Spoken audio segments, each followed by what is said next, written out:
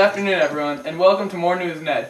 I'm Mark Laurie, here with reporter Sarah Saunders. On this afternoon's broadcast, we will be discussing the very serious topic of child labor that is very real in our world today. That's right, Sarah, and we in our developed countries need to be the ones to raise awareness about it and try to put an end to it. This afternoon in our studio, we have a guest from the United Nations that Mark will be interviewing to help bring awareness to this awful crime that is going on and to discuss human rights violations that are occurring. Please welcome Atabe Pahadi from the United Nations to our studio.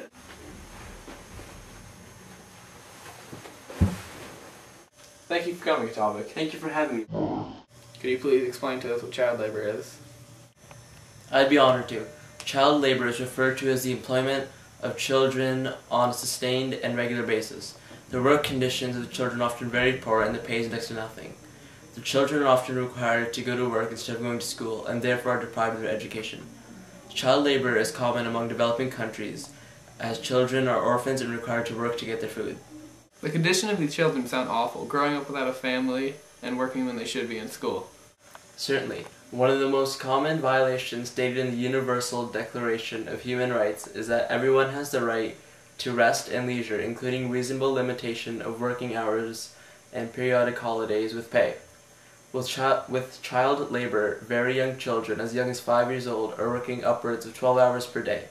Every day of the year, the children are subjected to extreme amounts of work with virtually no holiday time and some pay. Some of the children receive less than the equivalent of 10 cents a day. Could you imagine a child in North America living off of that? It wouldn't be possible, and it really isn't possible in these other countries. Could you please elaborate on human rights violations? Certainly one of the most prevalent violations stated in the Universal Declaration of Human Rights under Article 24 that states everyone has the right to rest and leisure, including reasonable limitation of working hours and periodic holidays with pay. I have a 4-year-old at home. I couldn't even imagine sending her to work next year, where she works 12 hours a day in and day out. That's just out of this world. But that's just the beginning of it. Under another article of the same declaration, it states that everyone has the right to work, to free choice of employment, to just the favorable conditions of work, and protection against unemployment. The conditions that these children are working are horrendous. Children under the age of 10 working in mines in some countries, which definitely is not a safe situation. Every year, working in unjust conditions in developing countries. Wow, I was unaware on how awful the situation of child labor really is. Knowing this, I'm going to start thinking about the products that I buy and what type of labor they use to produce them. I'm sorry, Atabe, we're going to have to cut to a short break. Stay tuned, folks. When we get back, Sarah will be taking over for myself and the interview continues. These are some nice shoes. I wonder how they are made, I wonder where the money's going, and I wonder who made them. No! ये बूटे कैसे हैं?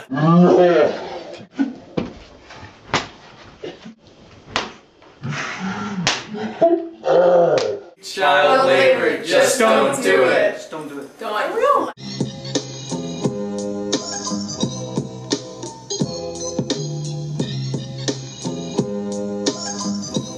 Welcome back to More News Net, everyone. Unfortunately, a topic had to leave our studios, but I am now here with United Nations representative Kirsten Wilkinson, and we are discussing human rights violations associated with child labor in developing countries around the world. Thank you, Sarah. To continue with Mark's and Atabe's discussion, you're completely right. Human rights are being violated every day. Would you like to elaborate a little bit more on that, on the violations that are occurring? It'd be a pleasure. In the Declaration of Human Rights, it states no one shall be subjected to torture or to cruel, inhumane, or degrading treatment or punishment. Children who are subjected to child labor are working in horrific conditions. Sometimes they don't achieve the quota for the day and they might do something wrong and they might be tortured by their employers so they go without pay. The employers want to get the most amount of work out of their child employees for the least amount of pay and work them as hard as possible. It's really an atrocious situation and something must be done about it. I recall a situation while I was working in Colombia when I witnessed a child who had not completed the amount of work his employer wanted and his boss was actually beating him with a whip. I quickly stepped in and it stopped the man from beating the child, but I'm sure if I didn't jump in, the child would have been severely injured. Wow, Kirsten, that must have been quite difficult to witness, and I'm so happy that United Nations steps in and stops this type of thing from happening. You truly are an outstanding person for doing that. Thank you, Sarah. That means a lot to me for someone to say that. I've never told that story to anyone before. I'm sorry, Miss Wilkinson, but we're actually out of time for today. It was a great opportunity to have you on our show today. You and Etobicoke are doing an outstanding job at making an effort to end child labor.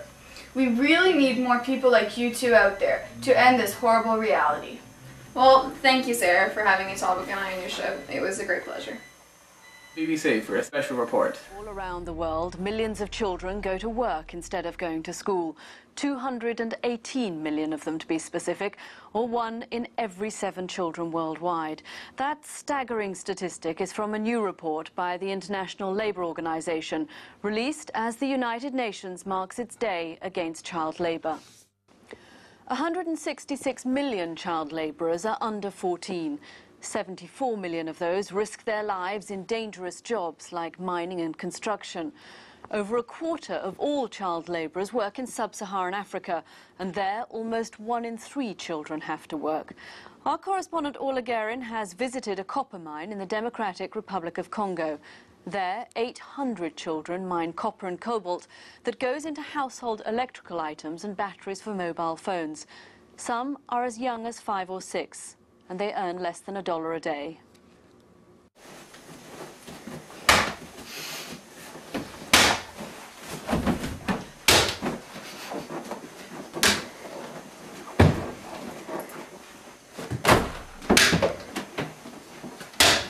Kutta med hungrig!